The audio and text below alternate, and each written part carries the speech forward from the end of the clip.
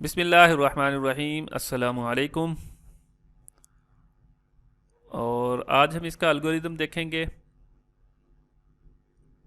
हम्म, अच्छा, एक एल्गोरिदम ये रिकर्सिवली डीएफएस का बनाया है और दूसरा ये आइटरेटिव है। आइटरेटिव मीन सिंपल, जो लूप लगा के प्रोग्राम परफॉर्म करवाते हैं। और रिकर्सिव एक फंक्शन है जो फंक्शन के अंदर ही फंक्शन कॉल हो रहा है रिकर्सिवली। बहरहाल इसकी डिटेल देख लीजिएगा तो ये समझ आ जाएगी जिसको रिकर्सिव कॉल की अंडरस्टैंडिंग नहीं है कि ये उसी फंक्शन को अपने अंदर किस तरह कॉल करते करते जाएंगे, फिर वही प्रोसेस अगर रिपीट हो रहा होता है तो वही उसी को अपने अंदर कॉल कर लेते हैं। अच्छा, पहले इसको समझ लेते हैं फिर उसकी समझ आ जाएगी। अच्छा, फंक्शन का नाम रख दिया हमने आइटरेटिव डीएफएस, डेप्थ फर्स्ट, और एस दे दिया उसे सोर्स। अच्छा, उस सोर्स को क्या करेंगे, हम पुश करेंगे स्टैक के अंदर, तो एस यहाँ पे आ जाएगा। अच्छा, फिर उस वक्त तक काम होता रहेगा जब तक स्टैक एम्प्टी नहीं हो जाता।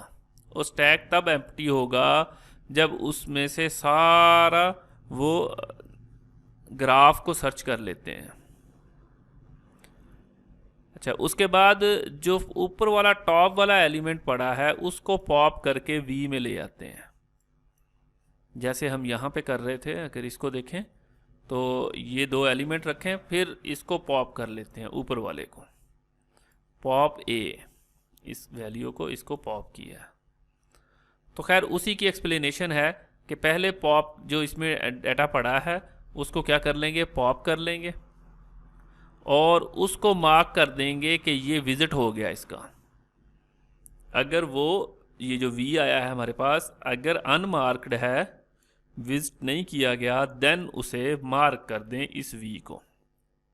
ये इफ लगा के हमने मार्क कर दिया उसको जो अनमार्क है। अनमार्क से मुराद कि उसको अभी विजिट नहीं किया गया, जो टॉप में ऊपर आया। ये भी हो सकता है कि वो पहले से ही विजिटेड हो तो फिर दोबारा विजिट करने की ज़रूरत नहीं होती। लिहाजा एक काम तो हम यहाँ पे ये करते हैं। अच्छा, फिर क्या करते हैं कि ये जो ए हमारे हाथ आया है यहाँ पे, उसके साथ जितने भी उसके एज होते हैं या एडजेसेंट जो नोड होते हैं वो सारे पुश करते हैं इसके अंदर। कि अगर बी है, सी है और डी है तो वो किसी भी तरतीब से, वो तरतीब मैटर नहीं करती, लेकिन हम अल्फ़ाबेटिकली आमतौर पे चल रहे होते हैं कि पहले डी है फिर सी है फिर एंड पे बी आ गया। मतलब ये कंफर्म कोई एग्जैक्टली नहीं है कि आपने तरतीब से, बहरहाल आप जिस तरफ को भी जाना है उस तरफ को लास्ट में उसको ले आए, पहले दूसरे को ले आए। ठीक है, बी सी पहले आ गया तो डी ऊपर आ गया तो डी फिर पॉप हो जाएगा। लिहाजा क्या किया है, फॉर ईच लगाया, एज जो है वी और डब्ल्यू, डब्ल्यू उसके जो ये लिंक वाले जितने भी नोड होंगे वी के, उसको क्या कर दो, पुश कर दो। पुश डब्ल्यू, डू और ये काम होता ही रहेगा यहाँ से लेके जहाँ तक चलेगा। अच्छा, फिर यहाँ से निकलेगा वापस वाइल तक जाएगा, फिर ये पॉप करेगा जो ऊपर वाला वी पड़ा है वो वी में रख देगा, ये डी आ गया। अगर वो अनमार्क है उसको मार्क कर दे, फिर इस डी के इर्द गिर्द जितने हैं उनको क्या है उसको पुश करे। वो जिस तरह हमने एल्गोरिदम नीचे उसकी वर्किंग देखी है वो ये उसी का ही एल्गोरिदम लिखा गया। अच्छा, इसमें और इसमें फ़र्क सिर्फ इतना सा है कि इसके अंदर हम वही काम करते हैं कि अगर वी अनमार्क है तो उसे मार्क कर दें, और फिर क्या करें, वही for each as V W लगा दिया और डू रिकर्सिवली, क्योंकि वही काम हो रहा है, मार्क ही करना है तो उसको रिकर्सिवली आगे कॉल। इसमें पुश करने की ज़रूरत नहीं है, स्टैक में रखने की ज़रूरत नहीं है, क्योंकि वो आगे फो ही चलता जाएगा फिर वापस आ जाएगा उसमें। ये रिकर्सिव फंक्शन की समझ आएगी तो ये वाला वर्क इसका अंडरस्टैंडेबल हो जाएगा। बहरहाल ये वही फंक्शन उसके अंदर कॉल हो रहा है, ये एक ही एल्गोरिदम है। अच्छा, ये जो लास्ट में हमने ये चीज़ देखी थी जेनेरिक सिंपल तौर पे देखा था, तो वो सेम वही है जो हम प्रीवियस पढ़ के आए हैं।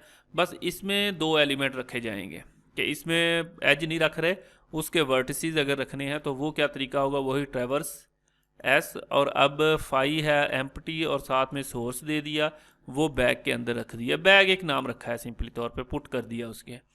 अच्छा, वाइल बैग नॉट एम्प्टी, वही जो हमारा यहाँ पे है कि वाइल स्टैक नॉट एम्प्टी, यहाँ पे वाइल लगा दिया। अच्छा, यहाँ पे इन्होंने ये वाइल लगाया होगा, आगे फिर इसी की जगह पे स्टैक भी लगा दिया है। लिहाजा दोनों को देख लेते हैं। तो यहाँ पे वही पुश कर दिया। अब प्रॉपर वर्ड क्योंकि स्टैक यूज़ कर रहे हैं तो पुश और पॉप यूज़ करेंगे, पुश फाई और एस। यहाँ पे क्या वर्ड किया था, पुट इन, कुछ भी कर सकते थे, कह लें कि ना क्योंकि एल्गोरिदम में हम वर्ड डिपेंडेंट नहीं होंगे। बहरहाल ये पुट कर दिए वैल्यू, वहाँ चूँकि स्टैक यूज़ कर रहे थे तो पुश करेंगे, वाइल बैग की जगह पे वहाँ स्टैक आ जाएगा, स्टैक नॉट एम्प्टी। तो सेम ही सिर्फ वर्ड स्टैक आ गया, और यहाँ पे देखें पॉप आ जाएगा, और यहाँ पे टेक वर्ड आ गया। ठीक है, गेट भी कर सकते हैं क्योंकि ये एक बैग की एग्जांपल ली गई है। टेक पी और वी फ्रॉम द बैग, ये नेम भी आप अपनी मर्ज़ी से रख सकते हैं, ज़रूरी नहीं है पी वी हो, कुछ भी आप रख सकते हैं। बाद में उसकी एक्सप्लेनेशन में वो पी वी को एक्सप्लेन कर दिया है। और यहाँ पे नेम वही पी वी लिया है लेकिन पॉप किया है उसे क्योंकि स्टैक है। इफ़ वी इज़ अनमार्क तो उसको मार्क कर दें। पी से मुराद पेरेंट होगा, प्रीवियस होगा। ठीक है, मतलब अगर हम दो नोड ले रहे हैं, इसमें एक ए है दूसरा सी है, तो हम ए सी कह रहे हैं उसे। स्टार्टिंग में एम्प्टी है और सोर्स एस दे दिया। ठीक है, उसके बाद देखें ए बी और ए सी इसमें पुश किया है, ए बी और ए सी, ये दोनों ए बी और ए सी इसमें दोनों पुश किए हैं, तो ये पेरेंट्स आ जाएगा इसका सी का, ये बी का भी ये पेरेंट कहलाएगा। लिहाजा ये दोनों उसमें पुश किए गए हैं। अच्छा, ये वही वाला वर्क हो गया हमारा स्टार्टिंग वाला। पहले एक हम पॉप कर लेंगे, पुश कर लेंगे, और फिर उसी को ही पॉप कर लिया। अच्छा, अगर वी अनमार्क है तो उसे मार्क कर दें, और फिर पी का पेरेंट वी में स्टोर करवा दें कि इसके पेरेंट पे पहुंच जाए, पी पे पहुंच जाए। वी ले लिया हमने, तो ये पी था हमारे पास। अच्छा, अब उसके जितने भी एज हैं वो सारे के सारे हमने किसके, वी के, या डायरेक्ट ही पी ले लें तब भी वो कोई इशू नहीं है। एक ही बात है, यहाँ पी डायरेक्ट रखने, ये ना भी रखें तब भी ये वाला प्रोसेस करने की कोई ज़रूरत नहीं होती।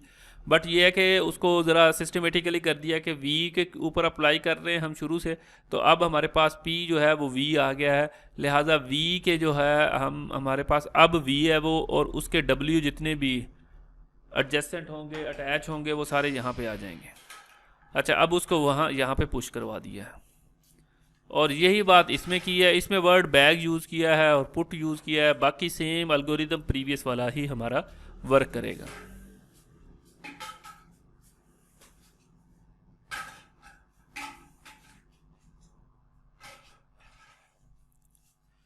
अच्छा, यहाँ पे अब हमारे पास ट्रैवर्सिंग के अंदर ये वाली चीज़ आ गई है। इसके अंदर क्यू यूज़ की है, और क्यू के लिए फिर वर्ड इन क्यू, वही फाई और ऐसा आ गया हमारे पास, वाइल क्यू नॉट एम्प्टी, और फिर डी क्यू बाहर वैल्यू लेने के लिए उसी तरह पी और वी हो गया। वी अगर अनमार्क है तो मार्क कर दो, और फिर ये वही वी आ गया, और फिर एंड पे इन क्यू कर दिया कि अब पुश की बजाय एन क्यू वर्ड यूज़ होंगे यहाँ पे। ये क्यू के लिए, क्यू डाटा स्ट्रक्चर के लिए यूज़ होगा।